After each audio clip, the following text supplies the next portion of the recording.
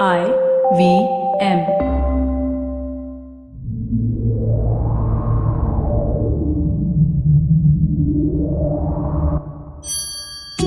Science journalists Nandita Jayaraj and Ashima Dogra have traveled to institutes across India, interviewing a wide spectrum of women in science and discovering research that is pushing the boundaries of their respective fields. Through the course of these podcasts, we will learn of the daily grind that makes up their lives as scientists, the significance of their research, the limitations of their experiments, and the challenges and discrimination they encounter being women in the scientific community. In this podcast, Nandita talks to Vidita Vaidya, a neuroscientist. Do you remember joy, sadness, fear, anger, and disgust? These emotions played characters with personalities of their own in the Disney Pixar animation movie Inside Out. The five of them lived in the mind of a young girl, and their story got us thinking about the circuits inside our brain. Vidita Vaidya's lab at the Tata Institute of Fundamental Research in Mumbai comes as close as possible to a real life Inside Out. A lot is known in the brain relatively about how we perceive sensation, how we produce motor output. So some of this is understood. The circuits for this are at least laid out and really the pathways are understood. But the circuits that regulate emotional responses are more loosely understood in a sense. Multiple circuits contribute. So for example, what part of your brain determines when you feel despair? What are the circuits in your brain that regulate a response like disgust? So we have understanding at the level of broad circuits, but the specific nature of how one part of the brain regulates another part. What is the hierarchy amongst these circuits to produce responses like fear? We have a reasonable understanding for fear. We have a reasonable sense of what circuits in the brain may be involved for determining attachment. What parts of the brain regulate our sense of reward? What parts of our brain regulate stress responses? But we have a very poor understanding. Many of the things that we understand are actually the negative spectrum of emotions. Far less the positive spectrum of emotions. What regulates joy? Where is our sense of resilience and optimism regulated? And it's clearly regulated by our brain. So of course we can't study this easily in animal models, but beginning to understand the nuts and bolts in a sense of emotional circuits. What are these circuits? How are they regulated by our life experiences? Why does our life history really change the way we behave? And it dramatically does. So that's the sort of central broad questions my lab is interested in. We're also very interested in how drugs that directly regulate emotion change the brain. So how does this actually take place? So we use rodent models. We do all of our work with rats and mice. And essentially we try to understand the nuts and bolts of this. It's a reasonably good estimate given that every drug we currently use to regulate mood was used originally or discovered originally from animal models. So it's a reasonably good estimate. It's not a perfect translation given that the brain is a smaller version, but the circuits are fairly similar. And many, many things have been conserved in evolution, right? So there are many, many things that are quite similar. So the ideal closest analog would be a primate brain. But you can't do these experiments with primates. So we use rodents. And then of course this work eventually translates to a more clinical aspect, but that's not something that we do in my lab. That's the broader community. Vidita's experiments have also revealed the mechanism of brain development in early life. And more interestingly, how traumatic experiences in our childhood can affect adult brains. We have a strong feeling that first initial period of time is critical in determining how your brain is going to be wired up for emotional responses in adulthood. And so we're very, very interested in why is that window so special? What causes that? That's when most of the that's when a lot of the connections are there, but they get consolidated and strengthened in that window. Or the ones that you don't want get eliminated. And elimination is as important as consolidation. So it's like a blueprint. Imagine you have one easy way to think about it is like you're an architect, you're designing a building. And initially you just build every flat one above the other is going to look identical. But after people start living in it, the homes can look extremely different because they bring in their own personal flavor, right? So genetically, our brains are designed on a blueprint. So you and I have a prefrontal cortex in the same place, right? Since everybody has their prefrontal cortex, everybody has their visual cortex in the same place. And yet in the detail, we vary. in the micro details we vary, right? And now where is that detail variation coming from? Is it coming from the constant dialogue that the brain is having with the environment? Absolutely. Your brain is determining what it needs to keep, what it needs to get rid of. As you use certain circuits more, they get consolidated and strengthened, the ones you hardly ever use. If you've had a series of traumatic experiences in early life, it's very likely that those traumatic experiences will leave consequences within your brain. Right. Very interested in these consequences, in particular because they tend to be very long-lasting when they happen early. You can have trauma in adulthood, and they may not leave the kind of long-lasting mark that trauma in early life does. And this is much of this has been proved. This is yes. So this is work, for example, from our lab showed that when you have traumatic events happen in the early window of life, you actually show aging-related effects 2 years down the road. So as a history of trauma, even the nature and the way in which you age can be regulated by that early life trauma. Have you been able to find out what biologically what is happening? Yes, so we know that, for example, when you've had an early history of trauma, your ability of some parts of your brain, a structure called the hippocampus, the ability of the hippocampus to make new neurons is directly regulated if you've had an early history of trauma. So normally as you age, the production of new neurons in this hippocampus goes down with aging, naturally. If you've had a history of early trauma, it just plummets. Okay. So that tells us, and there's a huge cognitive decline associated with it. Individuals show significant aging associated cognitive decline. So now that tells us that if there's a traumatic early event, you may not see the effects right away, but there are effects years down the road waiting for you. So when you say old age, it's 2 years for a rat. Forgetful, what kind of symptoms? Cognitive decline, inability to learn, inability to remember. So this is the sort of thing that we see with aging. This is all published. This is work that's been published from our lab, and there's of course work from many other people around the world as well.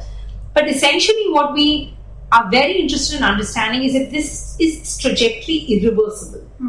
Like you set the ball rolling a particular way. Can events later bring you back? As much as we are interested in vulnerability, we are also interested in resilience. What protects you? What are the sort of environmental events that can protect you from events out in adulthood, which give you huge resilience to stress? Because we know that individuals can also be highly stress resilient. And you can take two inbred animals who are very genetically similar, and based on the nature of environmental changes you have, then you can ask whether as a consequence of environment, despite genetic similarity, you can end up in very different situations. And that's true, you can, because environment has a profound influence on the brain. We're very interested in asking how environment actually changes the brain. This research has very serious implications. It helps us understand why antidepressants just don't seem to help mental illnesses for some of us. Let's say a history of early life experience may make you more vulnerable or more resilient to handling stress in adulthood. We would at least understand what endows brain circuits with the ability to have resilience to a stress or vulnerability to a stress, for example. We may understand why two individuals who are genetically identical end up with very, very different brain responses and emotional responses, partly because experience is talking to the circuitry constantly, right? We may understand why certain drugs take very, very long to work. Antidepressants, for example, they take months and months sometimes to work. Sometimes they don't work at all. And we really don't have a very good understanding what kind of differences could be making that happen? Well, it turns out that when you look at a drug like an antidepressant, they all elevate levels of norepinephrine and serotonin in the brain, most of them, okay? And yet they take weeks and weeks to work. And it's not very surprising because some of these drugs work through multiple receptors. Okay, we elevate norepinephrine and serotonin, which each of them have, one has 9 and the other has something like 15 to 16 receptors. Now, it's a mixed bag of receptors. You want to work on some and you don't want to work on some. So for the positive effects, you want to recruit a specific subset, and then there's a whole bunch of side effects that come along with it. So it's a lot of chance. So it's not chance as much as imagine that you're throwing a ball and you have 10 sticks lined up and you want to hit only one, but the ball is rather large. It'll hit your stick. But in the process of hitting your stick, it also knocks down another whole bunch of 4. So you will get your effect, but you will get a bunch of other effects that you also have along with it. Now, if some of those effects end up counteracting the effect you have, it takes that much longer for your drug to work.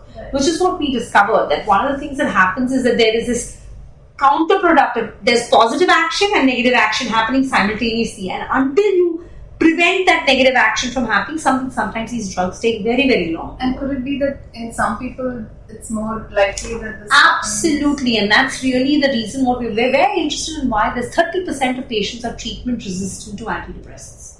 That's like a third of the population. So is that what, I mean, is there genetic? Now is it genetic? Is it a history and the nature of their disease and environment? Is it a nature or the kind of receptor combination that they have within their brain? It's a very, very poorly understood thing. Okay. Which is why you cannot, first of all, predict who's going to be treatment resistant till they become treatment resistant. You can't say, I'm not going to waste my time giving you this drug because I know you're not going to respond to it. Right. So psychiatrists, unfortunately, don't have a foolproof way of being sure that when they give a drug, imagine going to a doctor and the doctor gives you a medication and says, okay, we'll see 6 weeks later if it works. Right. But that's the reality currently, right? I mean, you don't know if it's going to work. So this is very poorly understood. We have very poor understanding of treatment resistance. And 1/3 of the population of individuals who has severe clinical depression is treatment resistant. They don't respond to any drugs out there. How did Vidita end up doing what she's doing today? She took me through her academic journey, starting with a BSc in biochemistry in Xavier's in Mumbai, and then a master's and PhD at Yale University in the USA. She followed this with 2 stints at labs in Stockholm and Oxford before she came back to her hometown Mumbai in the year 2000, joining TIFR as a principal investigator at just 29 years old. Vidita is quick to acknowledge that the low representation of women in science is something to be concerned about. It would be nice for young women to look around and see other women who are doing things similar to them. So when you are a young woman and you walk into a department and you only see men around, you're going to think 3 times about whether this is where you want to be, because you're not seeing anyone being able to do it, right? So I think just the first place would be to try your best in a department to have the diversity of representation. So that's missing. That's really still missing. I think having sensible childcare and maternity leave policies helps immensely. And I think the government of India has very sensible policies. It's the implementation of those policies. Very often the policies are there.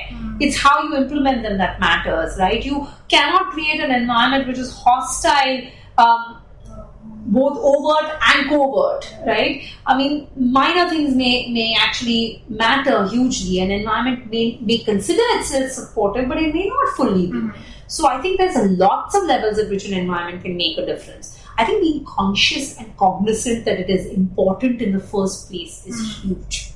Right? Let's say you organize a conference and you have only men speakers. And on the podium there are only men, and you have young graduate students sitting in the audience who are female graduates. They look up and they see 10 men on the podium. You're sending a message. That means you couldn't find one other woman, and then you're going to say, oh, but there just aren't women, so we couldn't find them. Well, then there's something wrong with the system. If you can't find women, there's something wrong. You can't use this meritocracy debate, which is to say, oh, only if you're good at, well, are you telling me genetically we're incapable? Clearly not. The brain is clearly capable of, performing just fine male brain, female brain. I think it's reflective of the patriarchal society in which we function. I'm always thrilled to meet scientists who are excited to talk about their work. So before I leave, I ask Vidita why she thinks it's important for scientists to communicate their science. If you took money from your country, taxpayer money from your country, at the end of the day, it's your moral responsibility to disseminate that science. And we do disseminate our science, but we do it most of the time through our publications, which are accessed only by a small sub-community who understands that. It's now no longer accessible to people who can't understand the jargon.